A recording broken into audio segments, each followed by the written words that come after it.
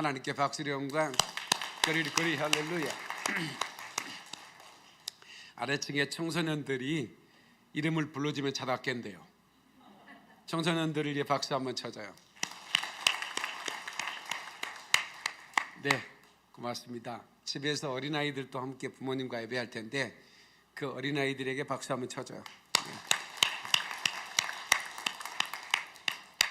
네. 아이들이 코뿔소 목사를 너무 좋아해요. 네, 참 감사하죠. 우리 누구지? 우리 저기 너 해솔이, 해솔이가 샤론이랑 같이 미팅을 한번 했는데 나를 그 정식으로 대면하기 전에 영상으로만 봤을 때는 24살인 줄 알았대요. 아니 진짜 그랬지? 근데 진짜로 보니까 34살이더래. 아, 기분 좋더라고. 너 맛있는 거 사 먹어 이따가.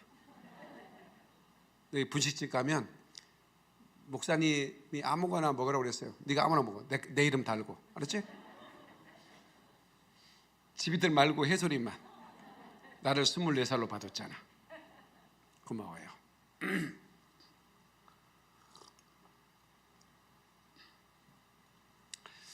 다혈질은 말 못하게 하는 게 최고 고통이죠. 제가 다혈질이잖아요. 근데 하나님께서 저를 강제로 쉬게 해주셨다 이렇게 생각을 했어요. 예, 제 기질상 쉴 사람이 아니잖아요. 다혈담즙이거든. 예, 일하면서 스트레스를 해소해버리는 사람이야. 기질적으로. 그러니까 하나님이 좀 쉬어라 그래가지고 전화도 못 받지. 그래 푹 쉬고 있습니다. 너무 좋습니다. 그러니까 너무 나를 이렇게 애처롭게 보지 말아주세요. 눈빛이 좀 그래. 응?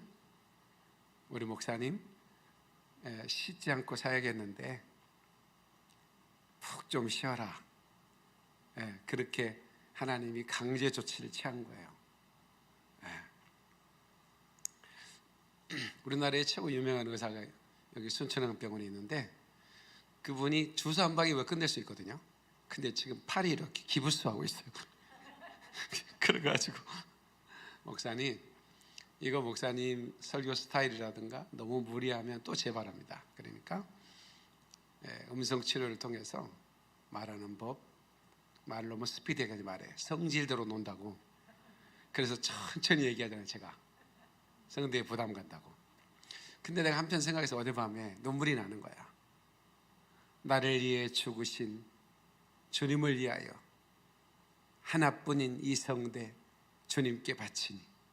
목사라면 성대 결절 한번 걸려야 된다고 생각해요. 저는. 아멘 안 하는가 봐요. 아니 김장훈 씨가, 가수 김장훈 씨가 어제 그저께 뭐 이렇게 제가 영상이 갑자기 떠서 성대에 대한 검색을 하는데 뜨더라고. 가수 생활하면서 3번 성대 결절을 넘어갔대요. 성대 결절하면 가수면 끝이거든요. 3번을 넘어갔대요.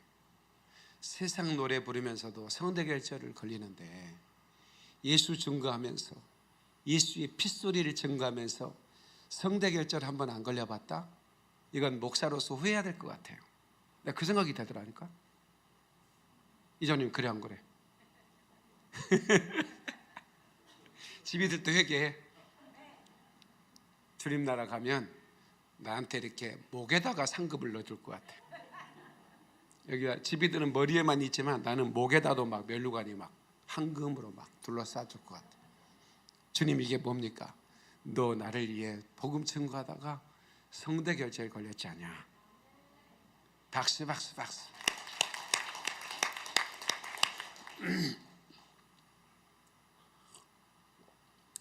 예수의 피의 언약을 기억하는 주님의 신부가 되자라는 제목으로 말씀을 전하겠습니다. 여러분, 교회는 방주가 될 것인가 바벨탑이 될 것인가 선택의 기로에 있습니다. 방주는 사람을 구원하기 위해서 만든 그때 당시에 최고의 건축물이었습니다. 그때 당시에 그런 어마어마한 건축물을 상상도 못했어요. 그런데 노아가 100여 년 동안 하나님의 명령을 받들어서 배를 지었는데 그 배에 지은 목적은 사람을 구원하기 위해서입니다. 그런데 아이러니하게도 그 구원선에 8명밖에 타지 못했어요. 여러분, 지금 제가 엔드타임을 외치고 있습니다. 안타깝게도 관심 없습니다. 왜 그럴까요? 노아의 때와 같다고 그랬거든. 인자가 올 때는 노아의 때와 같을 것이다 그랬어요. 그 얘기는 주님의 신부가 많지 않을 거다는 얘기예요. 그런데 하나님과 상관없이 하나님을 대적하기 위해서 만든 건축물이 있었어요. 그게 바벨탑입니다. 그것도 사람들이 만든 거예요. 그런데요, 그때 당시에 진흙을 통해서 벽돌을 만드는 방법이 개발이 되어버린 겁니다. 그때 당시는 정말 어마어마한 개발이에요. 발견입니다. 그래서 바벨탑 건축이 시작된 거예요. 세상 최대의 건축물이었습니다. 그런데 오늘날도 교회가 방주형 교회가 있고 바벨탑형 교회가 있다는 것을 여러분 아셔야 합니다. 그래서 왜 예수의 피의 언약을 우리가 기억하는 게 중요한가? 언약의 피라고 그랬죠? 언약의 피. 성경은 하나님의 언약과 올드 테스타멘트, 그리고 새로운 언약, 뉴 테스타멘트, 이 언약으로 되어 있습니다. 이 언약의 성취가 우리가 한 달 동안 진행했던 커플스 작전 알리아 프로젝트였습니다. 이게 그저께 지난 11일 이스라엘 텔아비브 벤구리온 공항 오전 10시 34분에 특별 전용기가 도착했지요. 하나님께 박수로 영광을 드리겠습니다. 뜨겁게 박수로. 사실 하나님께서 이 엘리야 사역만큼은 너는 선포만 해라. 왜? 내 성도가 지금 작살나 있으니까 선포 외에는 아무 액션도 할 수 없었습니다. 내가 누구를 찾아가 만날 수도 없었고, 개인적으로 부탁할 수도 없고, 헌금하신 분들에게 기도도 해줄 수 없었고, 그냥 바라만 봐라. 내가 어떻게 이 일을 성취하는지. 근데 저는 그 언약을 성취하신 하나님을 믿었기 때문에 사실은 아무것도 염려 안 했습니다. 하나님께서 정확하게 그걸 이루어 주셨고, 이스라엘 그 현지 그리고 에티오피아 현지는 정말 치열한 전쟁이었습니다. 여러분, 정치적인 거 아시죠? 알리아는 이건 정치적인 겁니다. 그래서 이걸 반대하는 사람도 있고 이걸 찬성하는 사람도 있고, 그리고 에티오피아 현지에서는 또 정부와 관계가 있지 않습니까? 자기 국민을 보내는데 그냥 보내주겠습니까? 몸값을 요구하는 겁니다. 그리고 그 유태인들을 그 오지에서 쉬러 오는데 코로나지 않습니까? 쉬러 온 사람들 격리시켜야죠. 돈이 어마어마하게 듭니다. 그런데 또 코로나 상황이기 때문에 주시 에이전시는 또 인원을 감축시켰기 때문에 그 에이전시의 그 직원들이 한 사람이 5사람이 해야 할 몫을 막 감당해야 됐고 거의 탈진 상태였습니다. 영적 전쟁은 말로 할 수 없죠. 저에게도 엄청난 공격이 있었거든요. 알리아를 시작하자마자 무슨 막 저를 공격하는 사람들이 많았습니다.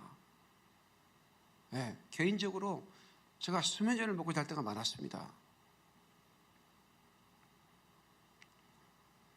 이거는 마귀가 정말 싫어하는 엄청난 사역이라는 것을 제가 한 달 동안 깨달았어요. 감사하는 마음입니다. 이 일에 여러분들이 후원해 주시고 중보해 주신 분들이 많이 계신데 전 세계에서 날라왔습니다. 여기 가까운 일본부터 여기 중국에 연변에 계신 동포들, 우리 교인들 많거든요. 중국은 유튜브를 막 들을 때도 있고 못 들을 때도 있어요. 못 들으면 또 녹화한 사람이 보여주고 이렇게 해요. 그 네이버로 올리면 네이버로 듣고. 중국에도 저희 교회 성도들이 많습니다. 중국에서도 보냅니다. 여러분요, 중국에서 100만 원을 보내면 우리나라에서 1000만 원 보낸 겁니다.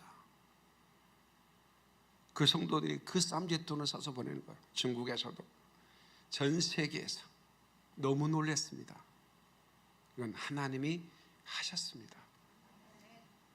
선교 보고 영상을 5분짜리를 잠시 보고 말씀 전하겠습니다.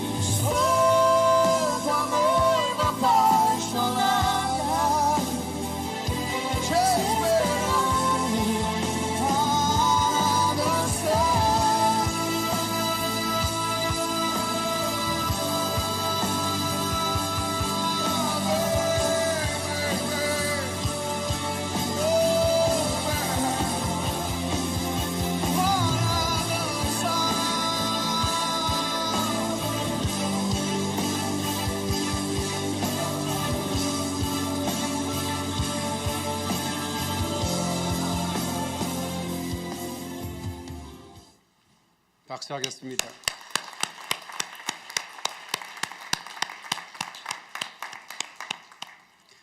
이스라엘 벤구론 고방에 도착했다고 소식을 알리면서 즉각적으로 저한테 사진이 돌아왔는데 그 사진을 보는 순간에 눈물이 울컥 쏟아지는 거예요.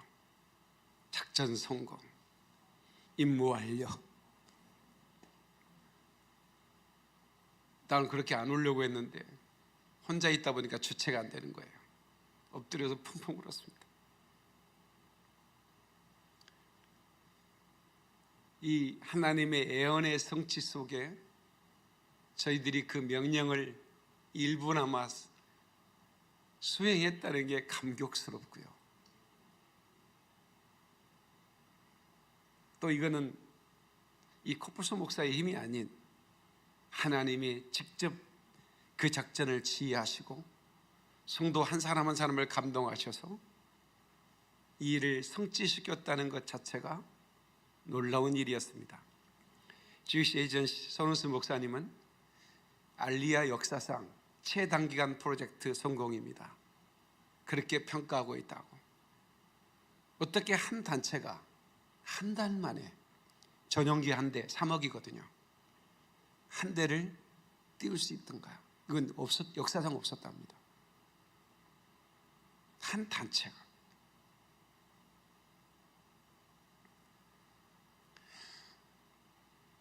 이스라엘 드보라 가나니 기독교 친선대사, 여러분들이 이스라엘에 가시면 주시 에이전시 본부로 가겠죠. 저랑 같이 뜨겁게 환영해 주실 겁니다. 그리고 그 중간 역할 손우수 목사님과 누멘 패밀리 너무나 크게 미국에 계시면서 어제 저에게 줌 이스라엘 본부에서 줌으로 저에게 감사를 표시하고 있다고 면담을 요청했습니다. 근데 제가 거절했어요. 말하기도 힘들고 또 제가 말을 하는데 힘들어하는 모습 보여주고 싶지 않다. 그래서 정중하게 거절을 했고요. 제가 이제 이스라엘 가면 만나 뵐 겁니다. 그리고 이제 우리가 이제 해년마다 이 알리야 전용기는 띄울 수 있을 거라고 저는 봅니다. 앞으로 저희들의 기도는 더 강력해질 것이고 하나님은 번성의 축복을 이룰 것입니다. 그래서 이제 올해는 이스라엘의 교회가 없는 지역 교회 도시가 약 70개 도시가 있는데 거기는 저항이 너무 심합니다. 교회가 세워지면 폭탄을 던져버려요. 불을 질러버립니다. 테러를 당합니다. 이스라엘 안에서. 그러니까 목사들이 정신병이 걸리기도 하고 상당히 영적 전쟁입니다. 그곳에 그 도시마다 이스라엘 목사님들 투입해야 되고 우리가 재정을 해야 됩니다. 사실은 한 교회당 1,500만 원 우리가 받고 있지만 그보다 훨씬 많은 돈이 들어갈 거라고 봅니다. 우리 서진성교회 이윤삼 목사님을 제가 만난 게 축복입니다. 이 목사님은 제가 볼 때 이 시대 가장 위대한 선교사님 중에 한 분이에요. 대형 교회 2,000명 되는 교회 담임 목사를 하고 있는데 고신축 교회인데요. 이분이 신학교 한 교회당 한 1년에 6천만 원씩 쏟아부었습니다. 이스라엘 신학교에 6천만 원씩 쏟아부어서 목사를 훈련시켜야 교회 개척이 되잖아요. 그래서 7개 신학교를 만들어낸 겁니다. 그리고 한 신학교당 뭐 3, 40명씩 지금 다 훈련을 받고 있어요. 그러면 충분히 우리가 투입시킬 만한 인적 자원이 확보가 된 겁니다. 그래서 제가 그랬어요. 재정은 제가 되겠습니다. 목사님께서는 이제 지금까지 이걸 잘 해놓으셨으니까 저와 함께 가장 정직하게 지금까지 2,000교회를 세우는 걸 목표로 했는데 중국의 차마고도에 1,200교회 교회 건축 사진이 전부 다 본당에 교회 가면 현관에 다 있어요. 이스라엘에 이미도 100교회 이상을 세웠습니다. 그래서 이제는 남부 지역에 저희와 함께 제가 멤버가 돼서 같이 사역을 하는데 너무 정직하게 사역을 하는 거예요. 그러니까 제가 서진성교회로 재정을 보내고 서진성교회에서 투입을 하거든요. 근데 이스라엘에서도 너무 정직한 분들이 사역을 해요. 그래서 제가 안심하고 저는 후원자들을 모집하고 후원금을 그리 보내고 거기는 준비시키고, 그래서 이게 완벽하게 준비가 된 겁니다. 여러분 이걸 많이 기도해 주시고, 그리고 이제 제가 이스라엘에 곧 가게 될 겁니다. 가게 되면 다큐를 제작하겠죠. 어떻게 세워져간 무화과나무 이파리 하나라고 그랬죠. 무화과나무 이파리가 무성해지면 인자가 오리라. 그 이파리 하나하나가 가정교회입니다. 믿는 유대인들의 공동체예요. 이제 우리가 예수님이 다시 오실 길을 예비하는 사역입니다. 이 일에 저는 목숨을 걸었습니다. 그냥 그런 표현을 하겠습니까? 이제 마지막 제게 주어진 임무입니다. 하나님의 명령이 떨어진 겁니다. 이것도 작전이죠.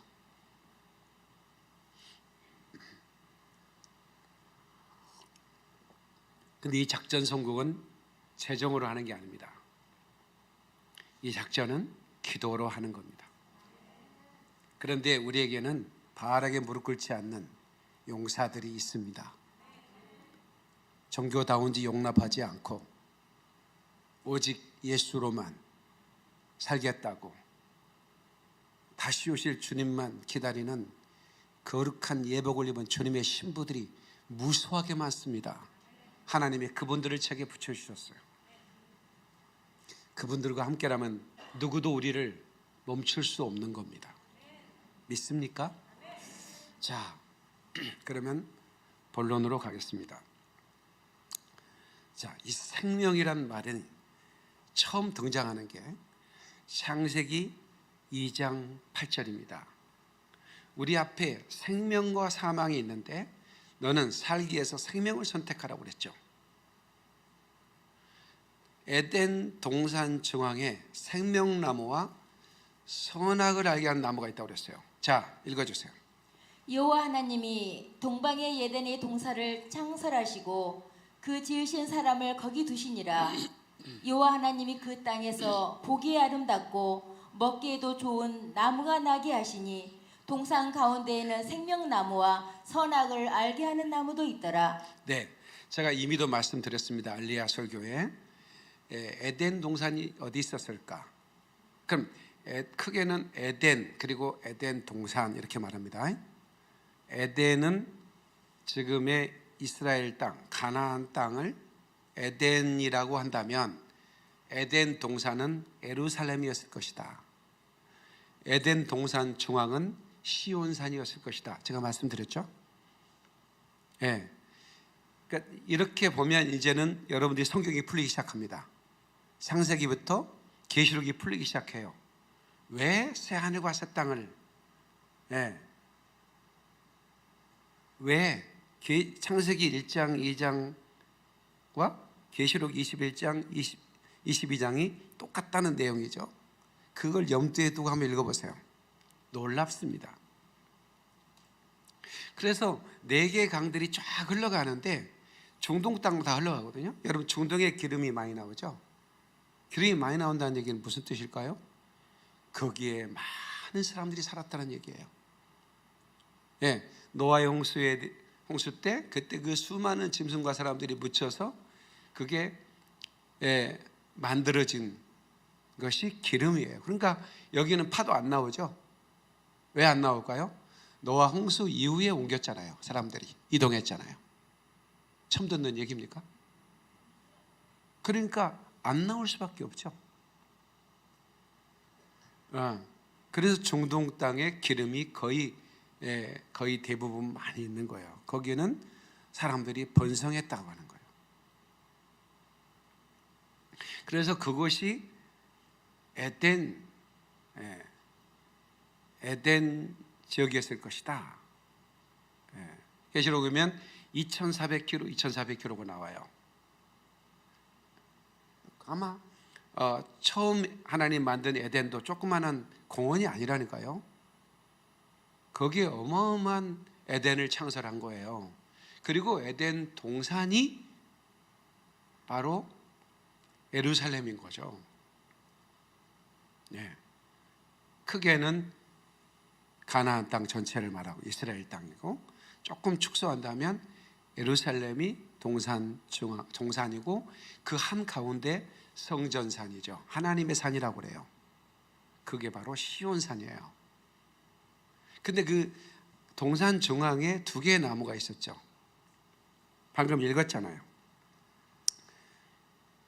네, 하나님이 여호와 그 땅에 보기 아름답고 먹기에 좋은 나무가 나게 하시니 동산 가운데는 생명나무와 선악을 알게 하는 나무가 있더라 그랬어.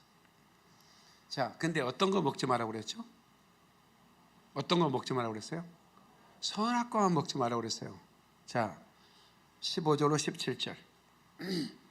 여호와 하나님이 그 사람을 이끌어 에덴 동산에 두어 그것을 경작하며 지키게 하시고 여호와 하나님이 그 사람에게 명하여 이르시되 동산 각종 나무의 열매는 너희가 임으로 먹되 선악을 알게 하는 나무의 열매는 먹지 말라. 내가 먹는 날에는 반드시 죽으리라 하시니라. 네, 생명나무는 먹지 말라는 얘기 있어요, 없어요? 없죠. 선악을 알게 하는 나무의 실과를 먹지 말라고 그랬어요. 모든 나무의 실과를 먹어도 된다고 얘기해요. 예? 네. 동산 각종 나무의 열매는 내가 임으로 먹어도 된다. 선악은 알게 하는 나무의 열매는 먹지 말라. 잠언 3장 18절 보겠습니다. 읽어주세요. 잠언 18장 3절 제가 읽겠습니다. 지혜는 그 얻은 자에게 생명나무라. 지혜를 가진 자는 복되도다. 아멘. 지혜는 생명나무라는 거예요. 그러니까 지혜 있는 자는 선악과를 먹질 않아요. 생명나무를 먹는 거예요. 지혜 있는 사람은 방주에 타지 절대로 바벨탑을 짓지 않아요. 이 시대도 마찬가지입니다. 여러분들은 지혜 있는 사람은 생명을 택하는 겁니다. 좁은 길 가는 겁니다. 생명의 길 가는 거예요. 아멘. 아멘. 어제 조규철 목사님의 아드님이 살아계시거든요. 목사님, 장로님이시죠. 네, 그분이 간증하는 걸 보는데, 여러분 볼 때는 조규철 목사님, 우리 아버님이 굉장히 막 담대하고 굉장히 막 그 죽음 자체를 두려워하지도 않는 그런 분으로 생각할지 모르지만 우리 아버지는 너무 연약한 분이셨습니다. 일본 순사가 찾아왔을 때 팍 먹던 숟가락을 놓고 어머니 방에 달려가가지고, 어머니, 나는 약한 사람이에요. 내가 예수님을 배반하지 않도록 저를 위해 기도해 주세요. 부들부들 떨었던 분이래요. 네. 한 달 동안 잠을 안 재우고 일본 순사 돌아가면서 고문을 하는데요. 네, 또 기절하면 방에 쳐넣어요. 마음이 너무너무 힘든 거예요. 그런데 그 고문을 당하고 기절하고 돛방에 던져졌는데 신음소리를 내고 앓고 있는데 주님이 나타나셨더래요. 그러면서 너마저 나를 버리겠느냐? 너마저 나를 버리겠느냐? 그러시더래요.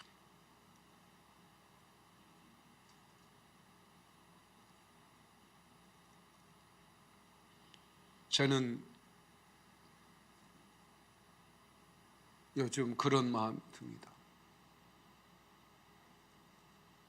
여러분 아시는 대로 휴거라는 단어는 조롱에 어전다고 누구도 말하지 않습니다. 말하는 사람이 있죠.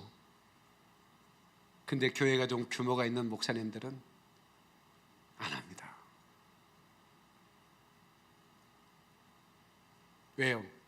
해서 좋을 게 없거든요.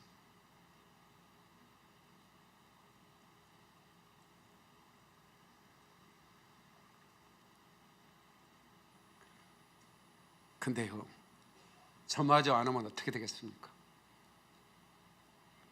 그래서 저는 하는 겁니다.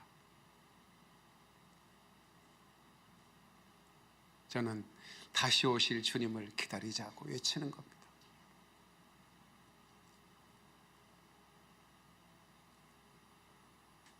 생명나무를 선택하자고. 그 생명나무는 예수님이셨거든요. 근데 사람들은요, 그 옆에 생명나무가 있는데도요, 선악을 알게 한 나무의 실과에 눈길이 가는 겁니다. 왜? 금하셨거든요. 금한 것은요, 탐스러워 보입니다.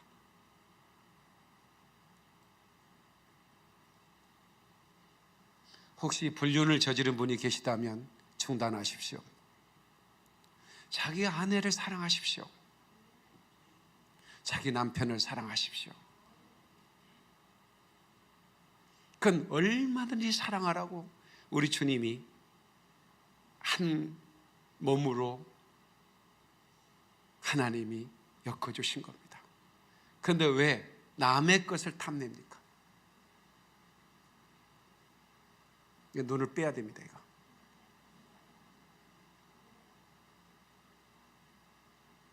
탐내지 마라 그 말이야. 아멘이 센치하는 거 봐요.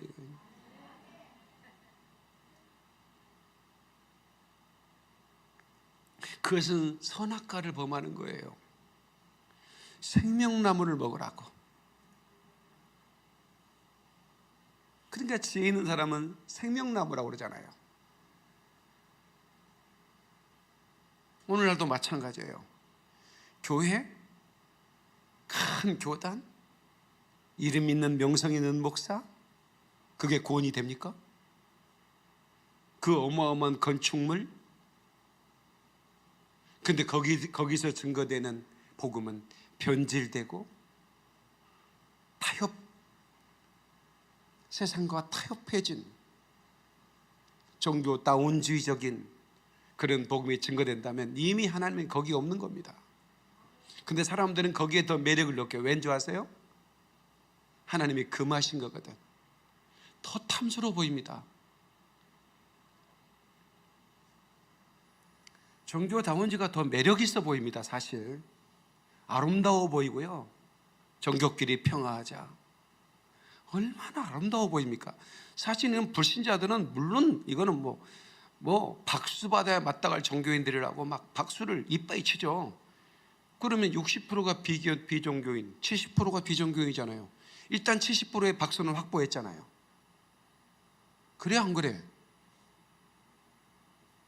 그 다음에 기독교인들이 수많은 사람들이 거기에 다 넘어가 버렸는데, 그러니까 오직 예수만이 구원이다.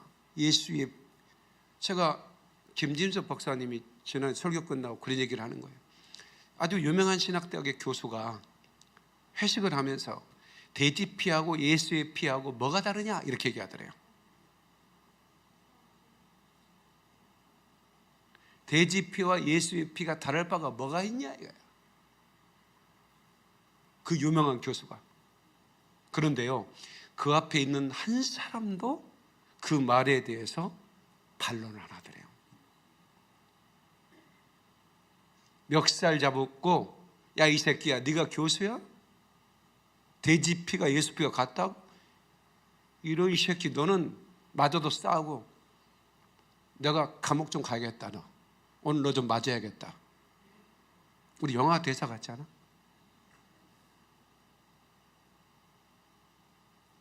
그 앞에 있던 사람, 그분이 그래요. 그분들은 순교는 못할 것 같다. 그런 얘기를 하는 앞에서 한마디 못하는 사람들은 절대로 순교 못합니다. 내 얘기 아니라 그 박사님이 그러더라. 제가 동의가 되더라고요.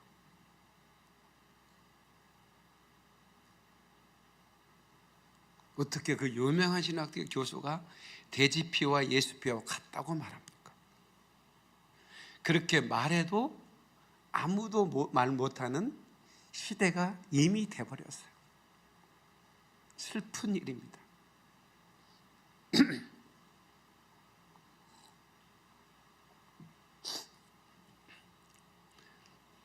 시대에 무슨 남의 멱살은 안 잡더라도 숟가락 던지고 나오기는 해야지.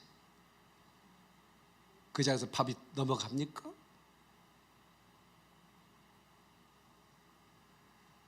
김석 같으면 담즙질이라고 벗겠구만 상을. 상까지가 볼 필요는 없어.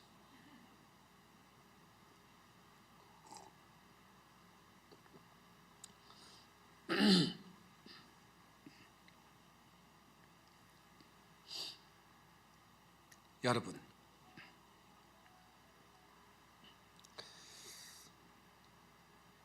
선택의 헛발질이 없기를 바랍니다.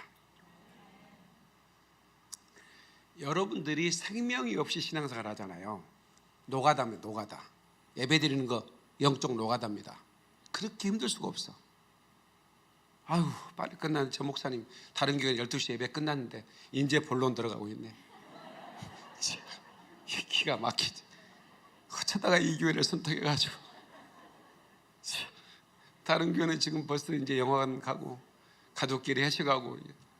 아유, 커플스 목사는 성대가 아파도 저 모양인데 저 양반 나서면 어떻게 될까 또 걱정되는 게 실실.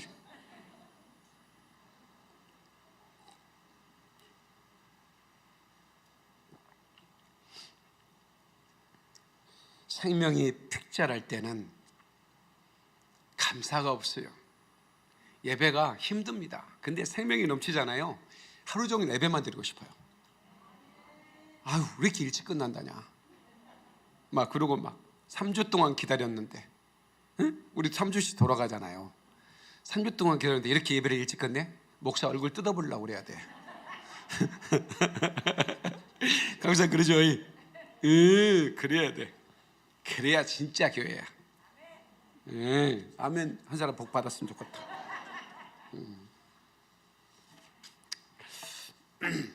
피 없는 신앙은 종교일 철학뿐입니다. 그러니까 대지피와 예수피와 같다? 그 종교인이에요. 신학대학 유명한 교수가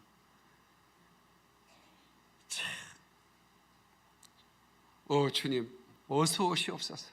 난 정말 이런 얘기 들으면 너무 슬퍼가지고 빨리 오셨으면 좋겠어요. 피 없는 전도는 천국의 소리가 아닙니다. 피 없는 메시지는 주님의 목소리가 아닌 것이죠.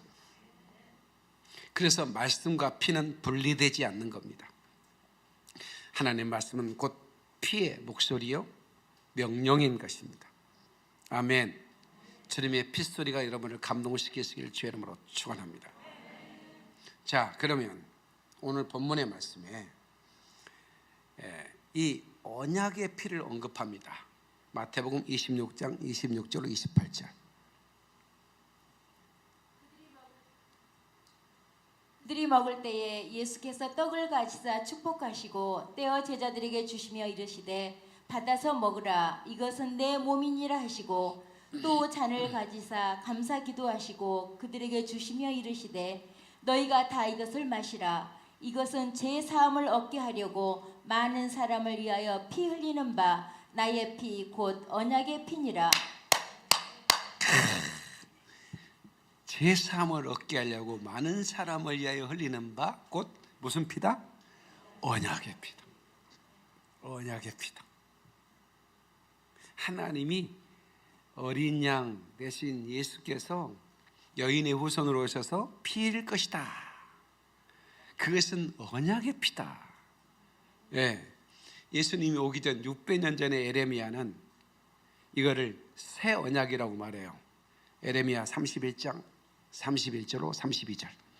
여호와의 말씀이니라 보라 날이 이르리니 내가 이스라엘 집과 유다 집에 새 언약을 맺으리라. 수도 새 언약을 맺는데요. New Testament, New Covenant. 새 언약이 뭐냐? 계속해서 이 언약은 내가 그들의 조상의 손을 잡고 애굽 땅에서 인도하여 내던 날에 맺은 것과 같지 아니할 것은 내가 그들의 남편이 되었어도 그들이 내 언약을 깨뜨렸음이니라. 여호와의 말씀이니라. 아멘. 자 보세요. 조상들의 손을 잡고 애굽 땅에서 인도하여 내던 날에 맺은 것과 같지 않다. 이 언약은 내가 그들의 남편이 되었는데 그들이 내 언약을 깨뜨렸다는 거예요. 왜 여러분 이방 신부들이 먼저 들림 받습니까? 여러분 교회 시대가 끝나면 이방에 있는 그리스도의 신부들을 주님이 소환하십니다. 왕이 귀환하셔서. 그 다음에 두 번째 환란 전 3년 반 이스라엘이 회개한 다음에 두 번째 14만 4천을 통해서 복음을 증가하고 온 이스라엘이 회개한 다음에 그들을 들어올립니다. 신랑을 빼앗긴 거예요. 그래서 신랑을 빼앗겼을 때 너희가 회개 금식해야 된다는 말씀이 나오죠. 저들이 이방 교회의 신랑을 빼앗긴 겁니다. 그런데 다시 그 신랑을 찾게 되죠. 그게 스가랴 12장의 언약입니다. 온 이스라엘이 우리가 그를 찔렀고 메시아 예수와의 그 몸을 우리가 찔러 피를 흘리겠다는 회개하고 돌아옵니다. 바로 그 언약입니다. 그것을 새 언약이라 그렇게 말하는 것입니다. 이스라엘은 저녁이 되고 아침이 되면 얘는 첫째 날 이렇게 말하죠. 그러니까 최후의 만찬, 유월절 만찬이죠. 그 유월절 만찬과 십자가에 죽으신 날은 같은 거예요. 같은 날, 니산월 14일인데요. 정확하게 그 절기를 이루신 겁니다. 유월절 어린 양으로 죽으신 거예요. 그리고 그 유월절 만찬을 하시는 거예요. 유월절 만찬을 하기 또 전에 아니면 하는 도중에 로마의 군병들이 들이닥치면 난장판이 되어버리죠. 그래서 예수님께서는 가다가 만찬을 준비할 집을 너희들을 그러니까 장소를 공개를 안 하는 겁니다. 그럼 나중에 만찬이 다 끝난 다음에 가룟유다에게 네가 할 일을 해라 이렇게 해요. 내 손을 같이 손을 넣는 자가 나를 팔 거다 그래요. 그러니까 유월절 만찬을 완벽하게 끝냅니다. 근데 우리가 가나 혼인잔치의 영화를 봤듯이 가나 혼인잔치의 그 끝에 뭐라고 그래요? 언약 그러죠.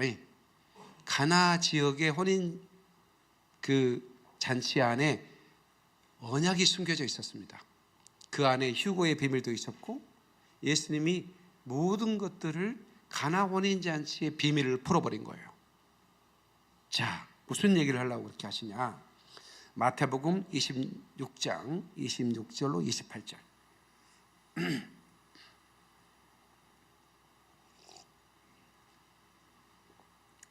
그들이 먹을 때에 예수께서 떡을 가지사 축복하시고 떼어 제자들에게 주시며 이르시되 받아서 먹으라 이것은 내 몸이니라 하시고 또 잔을 가지사 감사 기도하시고 그들에게 주시며 이르시되 너희가 다 이것을 마시라 이것은 제 사함을 얻게 하려고 많은 사람을 위하여 흘리는 바 나의 피 곧 언약의 피니라. 언약의 피라는 사실을 이렇게 말씀하고 있죠.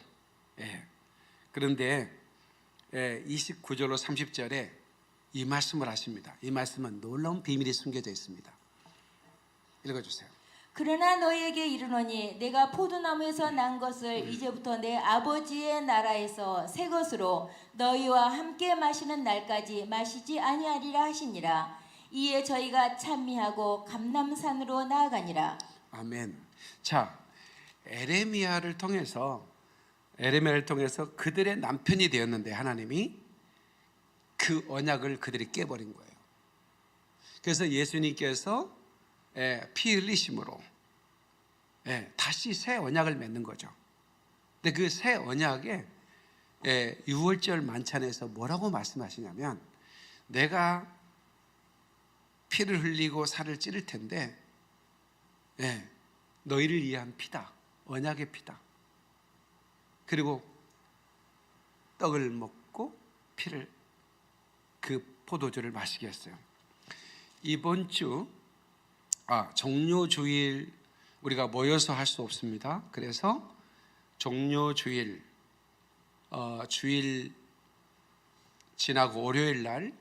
밤 작전실 기도회는 제가 직접 인도합니다. 그리고 여러분들 가정에서는 떡과 포도를 준비합니다. 온라인 성찬식을 하겠습니다. 예, 방역 때문에 성찬식을 교회에서는 할 수 없습니다. 그래서 모든 가정에서는 종료주일 강구하겠습니다. 예, 떡하고 포도주 또 막 도수 센 거 말고 또 오늘 밤 잘 됐다.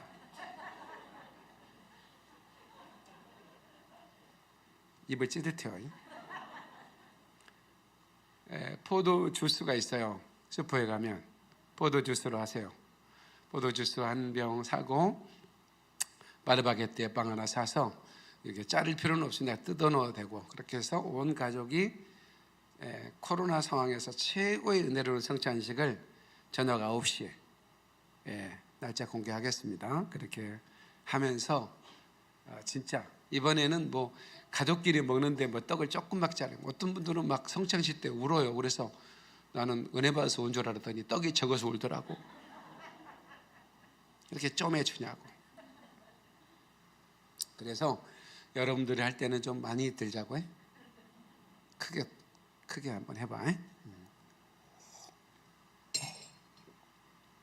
자, 이 말씀이요, 너무 놀라운 게 뭐냐면요, 너무 놀라운 게 내가 포도나무에서 난 것을 이제부터 내 아버지 나라의 새 것으로 너희와 함께 마시는 날까지. 이거는 혼인잔치거든요. 마시지 않을 것이다. 이게 가나 혼인잔치 비밀이 숨겨져 있어요. 영화를 보셨죠? 신랑이 신부에게 포도주를 건넵니다. 그러면 이 포도주를 받을 거나 거절할 수 있는 권리가 신부에게 있습니다. 받으면 정혼이 성사된 겁니다. 그리고 마셔요.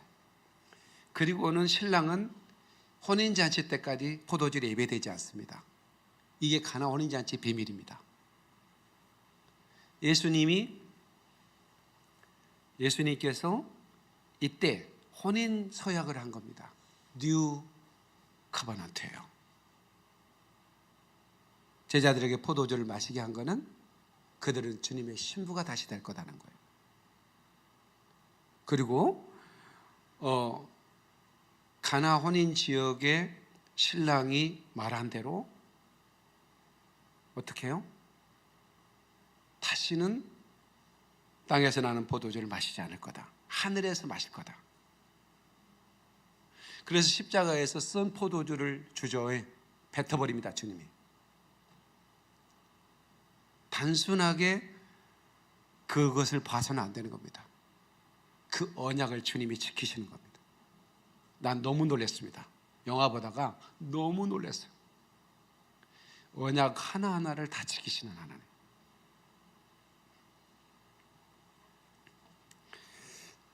그리고 이 혼인잔치에 가면 이제 그때 우리 주님이 포도주를 주실 것입니다. 진짜 그때 그 잔치에 참여한 분들은 복될 것입니다. 저는 그 자리에 있고 싶고 100만 명을 그곳에 있게 하기 위해서 내 모든 것을 다할 각오입니다.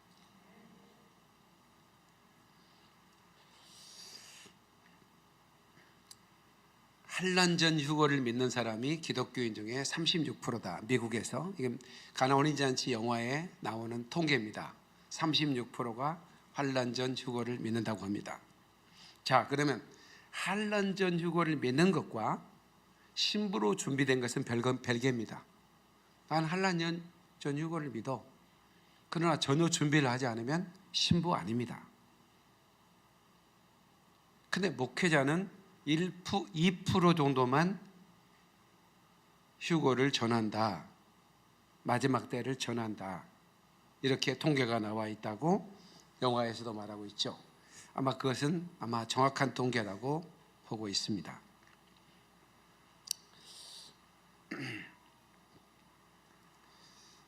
여러분, 두 사람이 잠을 자다가 한 사람은 데려감을 당하고 한 사람은 버려둔다 그랬습니다. 이 얘기는 뭐예요?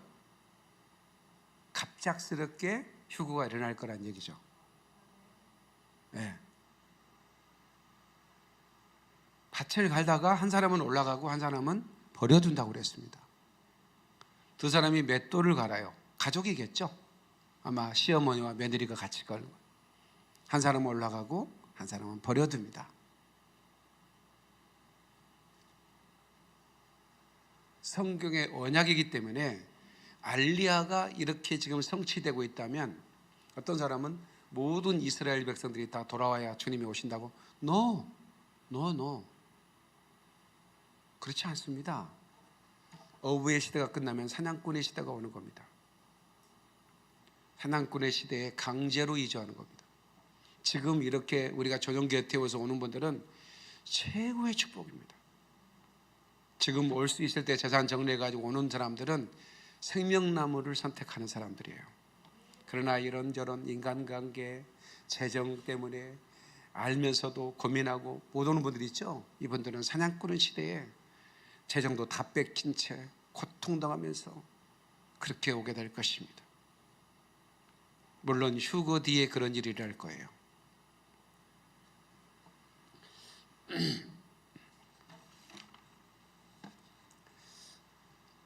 여러분,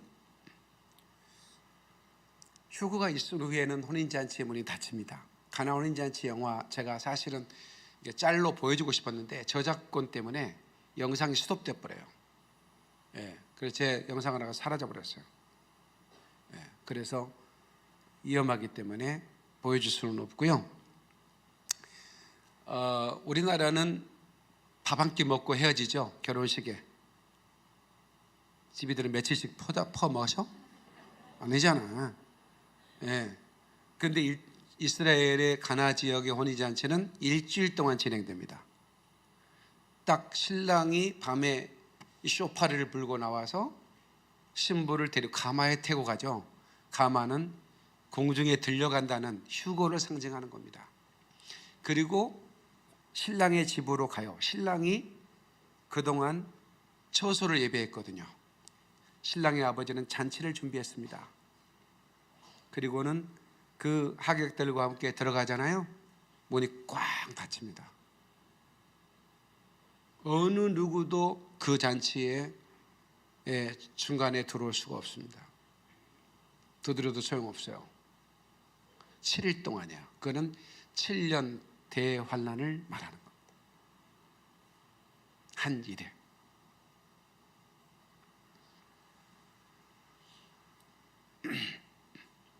공중에 휴거 신부가 들어가면 혼인식 문은 닫히는 겁니다. 땅에서는 환란의 문이 열리는 겁니다. 하늘에서는 새 예루살렘의 성문이 열리는 거죠. 공중 휴거 때 어마어마한 사건이 벌어질 겁니다.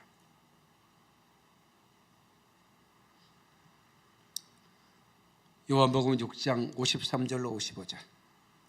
예수께서 이르시되 내가 진실로 진실로 너희에게 이르노니 인자의 살을 먹지 아니하고 인자의 피를 마시지 아니하면 너희 속에 생명이 없느니라. 내 살을 먹고 내 피를 마시는 자는 영생을 가졌고 마지막 날에 내가 그를 다시 살리리니 내 살은 참된 양식이요 내 피는 참된 음료로다. 네, 주님의 그 피로 세운 새 언약.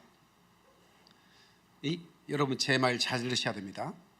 이 피로 세운 새 언약은 단지 제사함을 받고 하나님과의 관계가 회복되는 것뿐만 아니라 하나님과 신랑과 신부로 연합되는 겁니다. 이게 새 언약입니다. 그래서 가나 혼인잔치의 그 혼인 그 전통은 하나님의 언약의 신비가 숨겨져 있는 거예요. 그러니까 우리는 단순히 제사함 받고 구원받는 것 이것뿐이었죠. 그런데 하나님은 새 언약을 주셨어요. 이것뿐만 아니라 하나님을 신랑으로 하고 우리가 신부가 되어 하나님과 하나 되는 이 엄청난 신비, 이것이 그 새 언약 안에 숨겨져 있다는 거예요. 그래서 유월절 만찬 때 포도주를 마시게 하는 거예요. 그리고 신랑 되신 예수님은 땅에서 나는 포도주를 더 이상 마시지 않겠다, 뱉어버리잖아요. 그 약속을 지키시는 겁니다. 그 얘기는 뭐냐? 이건 새 언약이다. 하늘의 공중 잔치에서 신부들을 맡겼다. 야, 이런 어마어마한 얘기하는데 감탄사가 안 나오네 이거.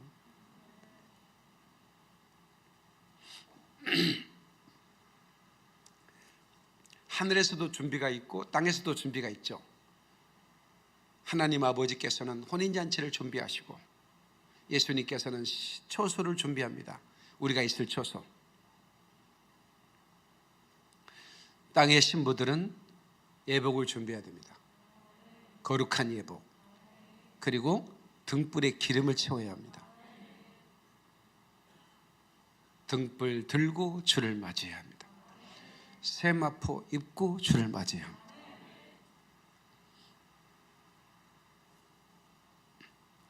히브리서 13장 20절로 21절. 양의 큰 목자이신 우리 주 예수를 영원한 언약의 피로 죽은 자 가운데서 이끌어내신 평강의 하나님이 모든 선한 일에 너희를 온전케 하사 자기 뜻을 행하게 하시고 그 앞에 즐거운 것을 예수 그리스도 말미암아 우리 속에 이루시기를 원하노라. 자 보세요. 양의 큰 목자이신 우리 주 예수를 영원한 언약의 피로. 여기서 언약의 피가 또 히브리서에 많이 나옵니다. 언약의 피. 그런데 우리를 죽은 자 가운데서 이끌어내시고 우리를 온전케 하시고 하나님의 뜻을 행한대요. 그리고 그 앞에 즐거운 예수 그리스도로 말미암아 즐거운 것을, 저는 이 즐거운 것이 뭘까요? 신랑 앞에서는 신부 아니겠습니까? 혼인잔치의 즐거움 아니겠습니까? 우리 속에 이루기를 원한다는 거예요.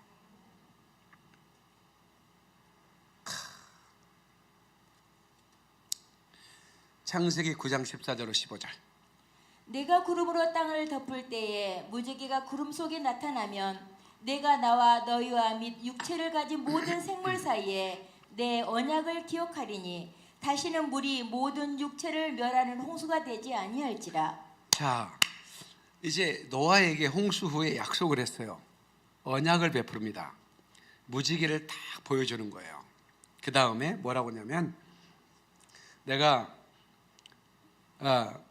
네가 나와 그리고 모든 생물 사이에, 육체를 가진 모든 생물 사이에 내 언약을 기억할 것이다. 다시는 물이 모든 육체를 멸하는 홍수가 되지 않을 것이다.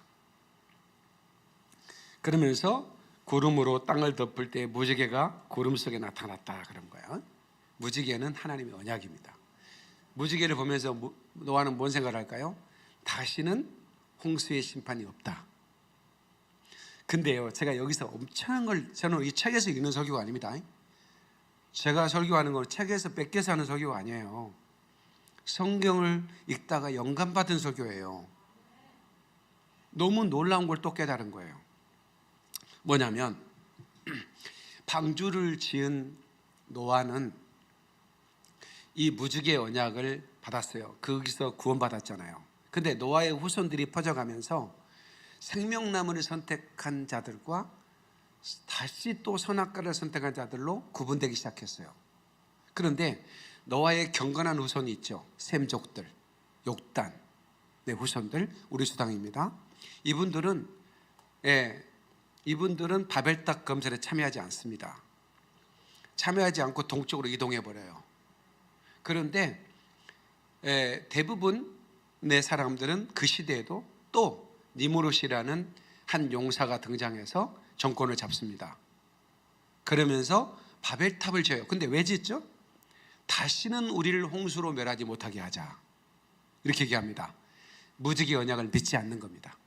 노아가 얘기해 줬습니다. 다시는 홍수가 일어나지 않아. 이 언약을 줬어요. 이건 하나님의 언약이야. 그런데 니무롯과 그를 따르는 자들은 이 언약을 믿어야 안 믿어요? 안 믿어요. 아무리 홍수 한번 해봐, 우리는 당했지만 이제는 안 당해. 진흙을 구워 바벨탑을 만들자. 하늘 꼭대기로 만들어버려요. 이래서 바벨탑을 친 거예요. 하나님을 대적하기 위해서 만든 겁니다. 난 여기서 너무 놀라운 걸 배웠어요. 자, 제가 여기 그 전천년 환란전 휴거를 제가 전하면서 많은 사람을 봐요. 목사님, 우리는 환란을 통과해요, 이렇게 해요. 우리는 환란, 믿는 사람들도요 환란 통과해요. 이분들은 신부를 들어 올려서 공중으로 들어 혼인잔치에 데리고 간다는 이걸 안 믿는 거예요. 언약을 안 믿는, 이 새 언약을 안 믿는 거예요. 똑같잖아요. 그리고 심판을 준비해요. 예수 믿는 사람도 환란 통과해야 된대. 어디 저 시골에 땅을 사놔야 돼. 음식을 준비해놔야 돼. 아, 이게 바벨탑이구나. 난 너무 놀랐어요. 새 언약이 뭡니까? 이 모든 세상 모든 사람들이 난리가 났을 때 이 모든 일을 피하여 인자 앞에 서도록. 예? 빌라델피아 교회는 뭐라고 그러죠? 시험의 때, 이 환란의 때를 면하여 너희는 면하여 주겠다. 이 약속이 있잖아요. 그리고 예수님께서 내가 하늘에서 이 포도주를 너와 함께 마시겠다. 이 약속이 있잖아요. 근데 이 약속을 안 믿어요, 교회가. 그리고는 환란을 대비한다는 거예요. 난 이거 어제 깨달은 겁니다. 책에서 본 거 아닙니다. 이런 얘기 한 사람 없을 것 같아요, 제가 볼 때는. 왜냐면 갑작스럽게 설교를 준비하다가 깨달은 거니까. 아, 노아 이후에, 홍수 이후에 그 니므롯과 그의 사람들이 하나님 분명히 홍수로 멸하지 않는다라고 무지개 약속을 줬는데 안 믿잖아요. 그리고 자기들이 피난처를 만들잖아요. 그런데 오늘날 그리스도인들이 이 언약을 안 믿어요. 그리고는 무슨 피신처를 찾는데 환란을 통과한다고 믿는 거야. 이것 또한 하나님이 기뻐하지 않는 거구나. 그걸 저 혼자 깨달았어요. 별로 안 놀란 것 같아서 넘어갑시다.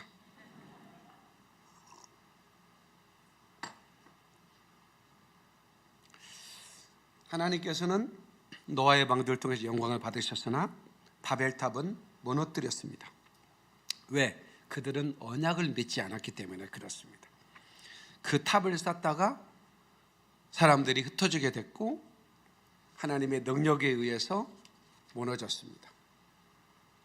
어떻게 무너지냐면 자, 창세기 11장 9절. 그러므로 그 이름을 바벨이라 하니 이는 여호와께서 거기서 온 땅의 언어를 혼잡게 하셨습니다. 네, 자, 바벨탑을 짓는데요, 벽돌로 올리잖아요. 벽돌 한 장 올려줘 그래요. 그러면 어떤 사람이 What did you say? 이래요. 뭔 말이냐? 그런데 또 어떤 사람이 쪼토마테 구다사이 도모 아까리마생 이라는 거예요. 여기 오사카 대학 나온 분도 계셔서 일본 말하기가 조금 부담스럽긴 해요. 쪼토마토 구다사이. 저 새끼 욕하는 거 아니야 나한테? 이래 이제. 좀에 기다리란 게 이런 뜻이거든요. 예, 도모 아까리마생 도무지 모르겠습니다 이런 뜻이에요. 그럼 이제 벽돌 하나 올려줘. 쪼토마토 구다사이. 저 새끼 나한테 욕해서 막 싸우는 거야. 아, 나 저 새끼 못해. 이러고 흩어져 버린 거죠. 이렇게 쉽게 설명하기가 쉽지 않다 진짜.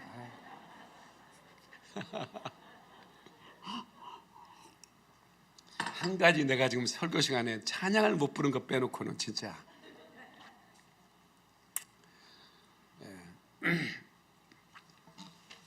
말씀을 맺겠습니다. 설교 오래 하면 은혜가 안 돼. 딱 5분 안에 끝낼게. 마태복음 22장 14절. 청함을 받은 자는 많되 택함을 입은 자는 적으니라. 네, 혼인잔치에 청한 자는 많아요. 우리 주님이 다 청했어요. 모든 믿는 자들에게 혼인잔치에 신부로 준비해서 올라오라 그랬어요. 근데 택함을 입은 자가 적어요. 적습니다. 관심 있는 거 보셨어요? 한번 얘기하면 어머 그래 그러던가요? 안 그렇죠? 눈을 사시로 떠버립니다.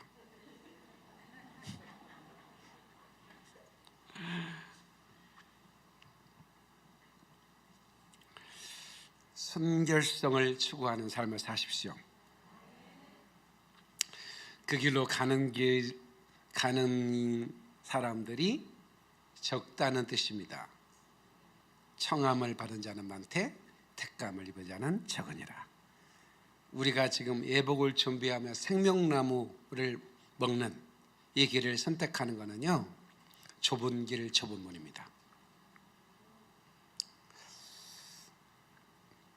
어떤 사람들은 4가지 종류의 사람이 있습니다. 웨딩 드레스가 입었는데 더럽혀졌어요. 두 번째는 웨딩 드레스는 아직 준비가 전혀 안 됐어요. 세 번째는 웨딩 드레스가 제작 중이에요. 네 번째는 완전히 웨딩 드레스를 깨끗하게 입고 준비 중이에요. 이게 신부예요. 만약에 이 과정 중에 있다면 벼락치기 하라고 그랬어. 목사님 어떻게 벼락치기예요? 제 설교를 들으세요. 제가 이 성도가 결절되기까지 어마어마한 설교를 해놨습니다. 설교 분량이 어마어마합니다. 거부소 TV에서 얼마든지 벼락치기, 하루 종일 제 설교를 들으실 수 시간 되는 분은 들으십시오. 그러면 퍼즐이 맞춰집니다. 쫙 맞춰집니다. 그리고 정결한 신부가 되겠다는 결단이 섭니다. 마지막 때구나 하는 것을 감을 잡습니다. 저는 이스라엘이 하나님의 시간표라고 그랬죠. 하나님이 마지막 종말의 시간 시계바늘이 어디까지 와 있는지를 추측할 수가 있습니다. 날짜는 알지 못하지만 대략은 지금 우리 주님 오셔도 하나도 이상하지 않은 때입니다. 어느 날 갑자기 나팔이 불릴 겁니다. 떼끼야 하가돌라, 이리로 올라오라고 신부들을 올릴 겁니다. 천사들을 보낼 겁니다. 천사들과 함께 흰 세마불을 펄럭이며 날아올라야 합니다. 저는 이 일을 위해서 부름받은 하나님의 사람입니다. 하나님이 저를 그렇게 부르셨어요. 열방을 그리스도의 군사로 만드는 일로 쓰임받던 제가 이제는 신부의 군대를 만들라고 부르셨습니다. 저는 무조건 예수의 노예잖아요. 노예는 말이 필요 없어요. 예수님이 하라고 하면 무조건 순종밖에 없는 거예요. 저에게 결정권이 있는 게 아닙니다. 그래서 여러분들은 나한테 목사님 적당히 하시죠? 나는 못합니다. 그렇게 할 수가 없습니다. 저는 그리스도의 노예이기 때문에 그렇습니다. 이해하시죠? 저를 이해하시죠? 어떻게 마스크를 써서 아멘 하는 사람을 골라낼 수가 없네. 이거 왜 제가 이렇게 애타게 그리스도의 신부가 되어야 되는지. 여러분 나중에 저를 끌어안고 울 겁니다. 하늘나라 가면 박 목사님 때문에 내가 여기 올라왔다고. 나는 전혀 준비도 안 됐고 뭐 시대가 뭔지도 코로나 때문에 그냥 겁만 잔뜩 집어먹고 있었는데 세상에 박 목사 만나서 이렇게 영광스러운 혼인잔치에 참여해서 아마 나 얼굴 안 나무나 그래. 촉촉 빨아가지고 안 나무나 할 것 같아. 너무너무 좋아해요.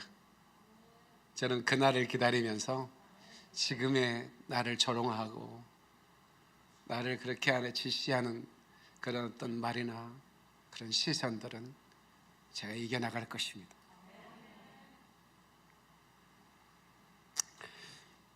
기도하겠습니다. 예수의 피의 언약을 기억하는 주님의 신부가 됩시다. 그 언약 안에는 제사함, 그리고 모든 것들의 회복, 그 다음에 뭐예요? 주님의 신부가 되는 언약이 들어있어요. 예수의 피 안에. 아시겠죠? 오늘 이걸 배우는 거예요. 오늘 뭘 배웠냐? 맨날 예수 피 얘기지 뭐 목사님 저기 각 집에서 또 포도주 한 잔 한다는데 나 기다리래지네 뭐 이러고 그러면 안 돼. 이 새 언약은 신부가 되는 언약이 들어가 있어요. 우리는 이 언약에 참여해야 돼. 아멘이시죠? 5분 동안만 동서로 기도합니다. 같이 기도하겠습니다.